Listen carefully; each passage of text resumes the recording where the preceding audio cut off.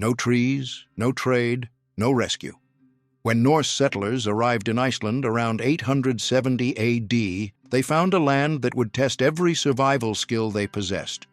Within 30 years, 35,000 settlers had stripped the island of its forest, leaving them stranded on a volcanic rock in the North Atlantic with 6-month winters and no firewood. The growing season lasted barely 3 months, and the nearest help was 1,000 miles away across treacherous seas. These settlers couldn't farm their way to survival. The soil was too poor and the climate too harsh. They couldn't hunt their way through winter. The game was too scarce and unpredictable. Instead, they developed a sophisticated system of gathering and preserving wild foods that could sustain entire communities through the brutal Arctic winters. Every plant, every berry, every scrap of seaweed became a potential lifeline in a landscape that seemed determined to kill them. Tools to trust, skills that last. This is Bushcraft Arsenal. Know every plant, waste nothing, gather fast, preserve everything, survive or die. Number 1, the Angelica Mastery System. The Angelica Mastery System was the foundation of Icelandic winter survival, a comprehensive gathering and preservation technique that transformed a single plant species into a complete nutritional lifeline.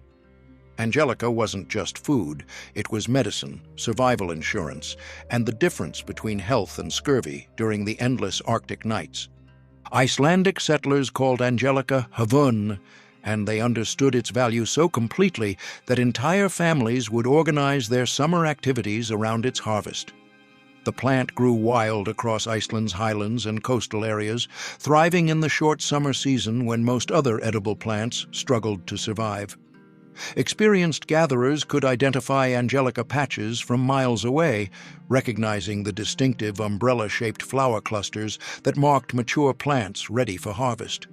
The timing of Angelica gathering was absolutely critical for winter survival. The stems had to be harvested during a narrow window in midsummer when they were tender enough to eat, but mature enough to contain maximum nutrition. Too early, and the stems would be too small and weak to provide substantial food. Too late, and they would become tough and fibrous, difficult to chew and digest during the long winter months when every calorie mattered. The harvesting technique required specific knowledge that separated successful gatherers from those who would face starvation. The best stems were cut just above the root system, leaving enough plant material to regenerate for future seasons. Gatherers selected stems that were 2 to 3 feet long and as thick as a man's thumb, avoiding any that showed signs of insect damage or disease. The leaves were stripped away and discarded as they contained compounds that could cause stomach upset if consumed in large quantities. The immediate processing began in the field to maximize the nutritional value and prevent spoilage during transport back to settlements. Fresh Angelica stems were eaten immediately to provide vitamin C and energy for the gathering expedition. The remaining stems were bundled and tied with strips of hide or plant fiber, arranged so that air could circulate around each stem to prevent moisture buildup that would cause rot. The preservation methods transformed fresh Angelica into a winter survival food that could last for months. The most common technique involved cutting the stems into 6-inch sections and hanging them in dry, ventilated areas where they would slowly dehydrate while retaining their nutritional value. The drying process took 2 to 3 weeks, depending on weather conditions and humidity levels. Some families developed advanced preservation techniques that could extend Angelica's storage life even further. The stems were sometimes buried in dry sand or ash, which absorbed moisture while protecting them from insects and rodents. Other families packed dried Angelica in wooden containers with layers of dried grass or moss that provided additional protection and helped maintain consistent moisture levels. The nutritional benefits of preserved Angelica made it invaluable for preventing the diseases that killed settlers during their first winters in Iceland. The plant was rich in vitamin C, which prevented scurvy, and contained essential oils that aided digestion and provided calories when other foods were scarce. A handful of dried Angelica could provide the vitamin C equivalent of fresh citrus fruit, which was completely unavailable in medieval Iceland. The consumption techniques maximized the nutritional value while making the preserved Angelica palatable during the long winter months. Dried stems were often soaked in water or whey to soften them before eating, or they were chopped and added to stews and porridge to provide flavor and nutrition. Some families ground dried Angelica into powder that could be mixed with other foods or dissolved in hot water to make a nutritious drink. Experienced gatherers could collect enough Angelica during the short summer season to provide vitamin C for an entire family through the winter. A successful gathering expedition might yield 50 to 100 pounds of fresh Angelica stems, which would dry down to 15 to 30 pounds of preserved food that could prevent scurvy and provide essential nutrition when no other fresh foods were available. The quality assessment techniques ensured that only the best Angelica was preserved for winter use. Gatherers learned to recognize the signs of optimal harvest timing, when the stems were firm but not woody, when the sap was running freely, and when the plant's essential oils were at their peak concentration. They tested stems by breaking them to check for the characteristic snap that indicated proper moisture content and fiber development. The transportation methods protected the harvested Angelica during the journey back to settlements. The bundled stems were carried in woven baskets or wrapped in animal hides that allowed air circulation while preventing damage from crushing or moisture. Long-distance gathering expeditions required careful planning to ensure the Angelica remained fresh during multi-day journeys back to winter settlements. The community coordination around Angelica gathering ensured that entire settlements could benefit from this crucial survival resource. Families shared knowledge about the best gathering locations, coordinated their harvesting schedules to avoid overharvesting any single area, and often worked together during the intensive gathering season to maximize everyone's winter food security. Number 2. The Iceland Moss Flower System. The Iceland moss flower system was a sophisticated starvation prevention technique that transformed an abundant but barely edible lichen into life-sustaining bread during the harshest periods of Icelandic winters. This wasn't just foraging, it was biochemical processing that could mean the difference between survival and death when all other food sources failed. Iceland moss, known locally as fjallagrös, grew abundantly across Iceland's rocky highlands and could be gathered even during winter months when it was buried under snow. The lichen formed thick, spongy mats on rocks and soil that could be harvested year-round, making it the ultimate emergency food source when weather prevented access to other gathering areas. The collection required specific knowledge to identify the best specimens. The best Iceland moss was light gray or greenish in color, with a spongy texture that indicated good nutritional value. Gatherers avoided moss that was black or brittle, as this indicated damage that would reduce nutritional benefits. The harvesting involved carefully peeling the moss away from rocks in large sheets.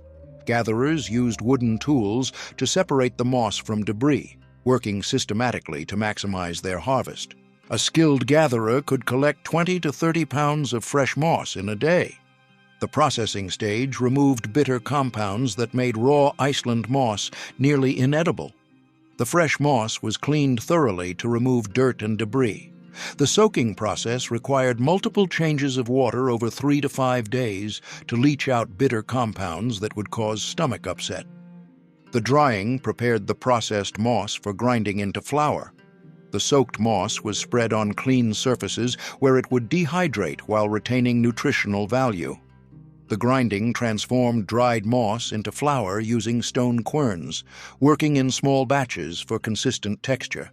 The bread making combined Iceland moss flour with grain flour, water, and sometimes whey to create dense, dark bread. While not particularly palatable, it contained enough calories to prevent starvation during emergency situations. Properly stored flour could remain usable for an entire winter. Number 3. The Seaweed Harvesting and Preservation System. The seaweed harvesting and preservation system transformed Iceland's abundant marine vegetation into a year-round source of essential nutrients and minerals. This gathering method provided vitamins, iodine, and trace minerals impossible to obtain from land-based foods. The coastal timing required understanding tides and weather patterns. The best gathering occurred during low tides when maximum marine vegetation was exposed. Experienced gatherers planned expeditions for calm days when they could work safely along the rocky coastline. The species identification was critical for nutrition and safety. Dulse, known locally as sole, was the most prized variety, a red seaweed that provided high levels of vitamins and minerals. Sugar kelp offered umami flavor, while sea lettuce provided fresh greens that supplemented the limited vegetable diet. The harvesting used sharp knives to cut seaweed fronds cleanly, leaving root systems intact for regeneration. The cutting was done above the holdfast, ensuring sustainable harvesting. Fresh seaweed was rinsed in clean seawater to remove debris, then shaken to eliminate excess water. The drying process was critical for creating seaweed that would remain edible throughout winter. Seaweed was spread on clean rocks in areas with good air circulation, taking 3 to 7 days, depending on weather conditions. Dried seaweed was packed in wooden containers and stored in dry areas. Dried dulse could be eaten directly as a salty snack, providing essential minerals. Other varieties were soaked before adding to stews, where they provided flavor and nutrition. Seaweed provided iodine for thyroid function, vitamin C to prevent scurvy, and trace minerals impossible to obtain from limited land-based foods. Number 4. The Berry Collection and Preservation System. The berry collection and preservation system concentrated an entire year's worth of essential vitamins into a few weeks of intensive harvesting during Iceland's brief summer season. This precisely timed survival operation could determine a family's health through the long Arctic winter. The seasonal timing was critical, as Iceland's berry season lasted only 3 to 4 weeks during late summer. Crowberries, known locally as krækibor, ripened first in late August, followed by bilberries. Families organized their entire summer schedule around this narrow harvest window. The best berry patches were located in sheltered valleys or south-facing slopes where berries could achieve maximum size and sweetness. Gatherers used wooden combs or fingers to strip ripe berries from bushes, working systematically to avoid missing any fruit. Fresh berries were sorted immediately to remove damaged fruit that could cause spoilage. The most common preservation technique involved spreading berries on clean surfaces where they would dehydrate in sun and wind. The drying process took 1 to 2 weeks and required constant attention. Dried berries were packed in wooden containers and stored in cool, dry areas. They could be eaten directly as sweet snacks or added to porridge and stews. Berries provided vitamin C to prevent scurvy, antioxidants for immune function, and natural sugars for quick energy during extreme cold. Number 5. The Geothermal Cooking and Food Processing System. The geothermal cooking system transformed Iceland's volcanic landscape into a natural kitchen, allowing settlers to cook without using precious firewood essential for heating during brutal winter months. This fuel conservation technique could extend limited supplies and make survival possible in a land without trees. Settlers learned to recognize usable hot springs with steady steam production and consistent temperatures between 180 degrees Fahrenheit and 200 degrees Fahrenheit. The best cooking springs were those that maintained stable temperatures year-round, had minimal sulfur content that could contaminate food, and were accessible even during winter storms. Experienced cooks could judge spring temperature by observing the intensity of steam production and the sound of bubbling water. The container system protected food from direct contact with mineral-rich geothermal water while allowing efficient heat transfer. Wooden containers, clay pots, or metal cauldrons were lowered into hot springs using ropes or wooden poles, keeping food separate from spring water while utilizing heat for cooking. The containers had to be sealed tightly to prevent contamination from sulfur compounds and other minerals that could make food inedible. The earth cooking technique used heated ground around hot springs to create natural ovens that could cook food slowly and evenly without any fuel consumption.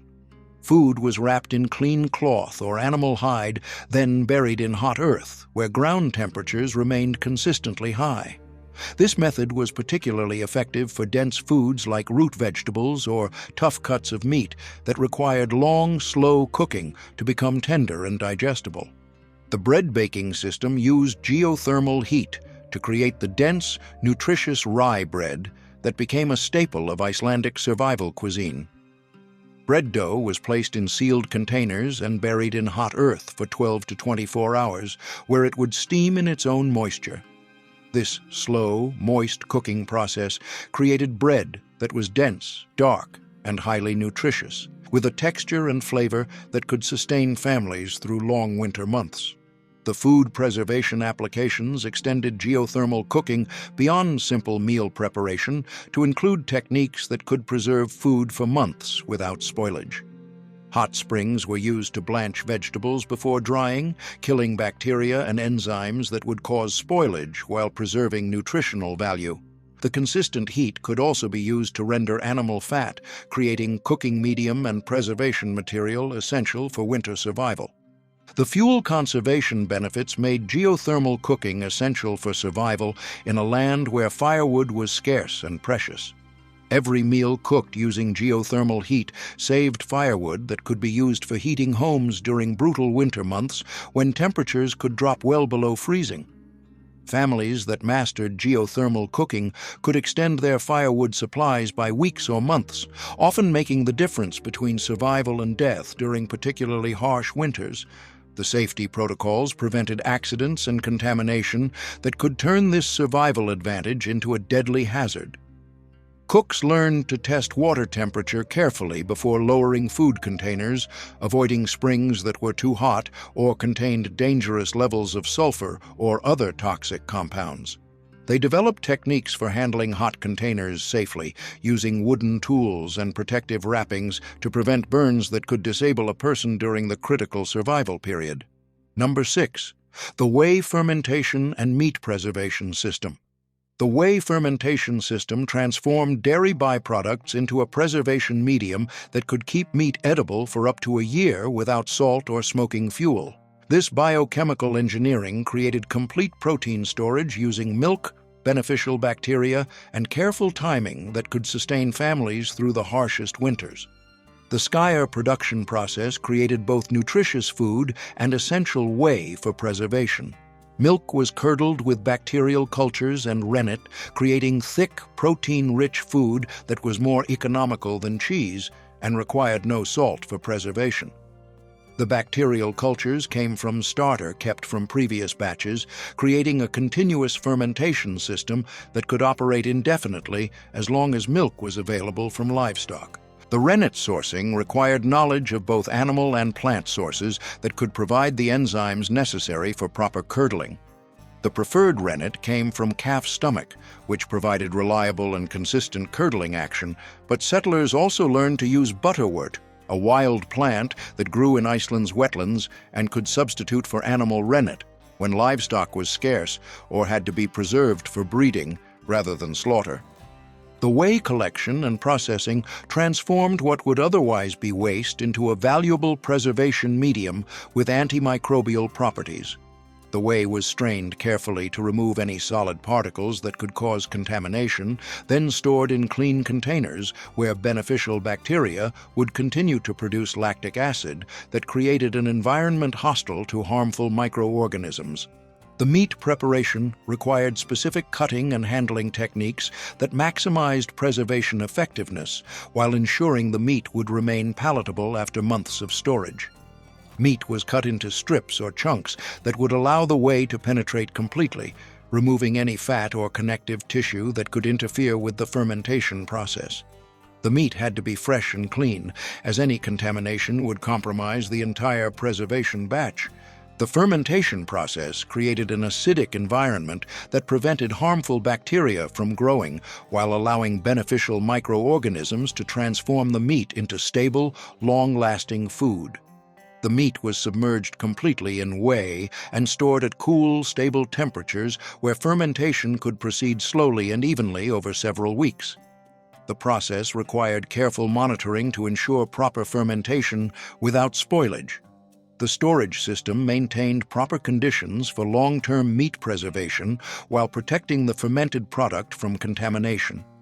The fermented meat and whey were stored in sealed containers made from wood, clay, or animal hide, kept in cool areas like root cellars where temperatures remained stable throughout the year. The containers had to be checked regularly to ensure the meat remained submerged in whey. The consumption methods made the sour, fermented meat palatable while maximizing its nutritional value during long winter months when fresh protein was unavailable. The fermented meat could be eaten directly, though its sour flavor required adjustment for those unfamiliar with fermented foods.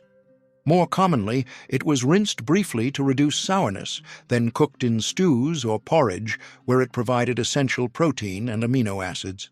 Number 7. The Wild Plant Medicine and Emergency Food System. The wild plant medicine system transformed Iceland's seemingly barren landscape into a natural pharmacy and emergency food source that could provide life-saving treatment and nutrition when all other resources failed. This comprehensive botanical knowledge represented generations of accumulated wisdom about which plants could heal, which could nourish, and which could kill. The plant identification skills required intimate knowledge of Iceland's flora and the ability to distinguish between beneficial and harmful species in conditions where mistakes could be fatal. Settlers learned to recognize dozens of edible and medicinal plants by their leaves, stems, flowers, and growth patterns, understanding how these characteristics changed throughout the growing season and how to find them even under snow during desperate winter searches. The wild thyme gathering focused on highland areas where this aromatic herb grew in abundance and provided both seasoning and powerful medicinal properties. Wild thyme, known locally as blodberg, had a more intense flavor than cultivated varieties and contained compounds that aided digestion, fought infection, and provided essential oils that could treat respiratory ailments common during the long winter months when cold, damp conditions promoted illness. The sorrel collection provided essential vitamin C and a tangy flavor that made monotonous winter foods more palatable while preventing scurvy. Wood sorrel, called sura in Icelandic, grew in shaded areas and could be gathered throughout the short growing season.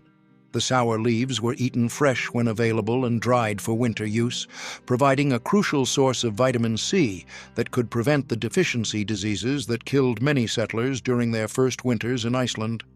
The yarrow harvesting targeted this versatile plant that provided both food and medicine, with leaves that could be eaten as emergency greens and flowers that could treat wounds and digestive problems. Yarrow was abundant in Iceland's grasslands and could be gathered from spring through autumn, providing a reliable source of nutrition and medicine that was available even when other plants were scarce. The plant's bitter compounds also made it useful as a natural preservative for other foods. The wormwood collection required careful timing and processing, as this powerful medicinal plant could be toxic if used incorrectly, but provided essential treatment for parasites and digestive ailments that were common in medieval Iceland. Wormwood was gathered during its flowering season and dried carefully to preserve its medicinal compounds while reducing its toxicity. The plant was used extensively from the 900s through the 18th century, indicating its crucial role in Icelandic survival medicine.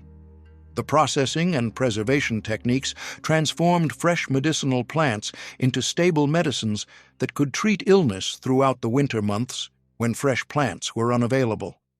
Medicinal herbs were dried carefully to preserve their active compounds, then stored in dry containers where they would remain potent for months. Some plants were processed into tinctures using alcohol or oil, creating concentrated medicines that could treat serious ailments with small doses. The dosage knowledge prevented poisoning while ensuring that medicinal plants provided maximum therapeutic benefit during illness or emergency situations. Settlers learned the proper amounts of each plant to use for different conditions, understanding that many medicinal plants could be toxic if used in excessive quantities. This knowledge was particularly important for treating children and elderly family members who were more susceptible to both illness and plant toxicity. These 7 gathering skills formed the foundation of Icelandic settler survival during some of the harshest conditions humans have ever endured. Each technique was refined through generations of life or death testing, where failure meant starvation and success meant survival until the next brief growing season. In a land where the margin for error was measured in calories and the nearest help was 1,000 miles away, these gathering skills represented the difference between thriving communities and empty settlements. They remind us that true survival isn't about conquering nature. It's about understanding it so completely that you can find sustenance and medicine in the most unlikely places. Let me know in the comments which of these Icelandic gathering skills impressed you most. Was it the ingenious Angelica preservation system that prevented scurvy, or the remarkable geothermal cooking that saved precious firewood? See you in the next episode.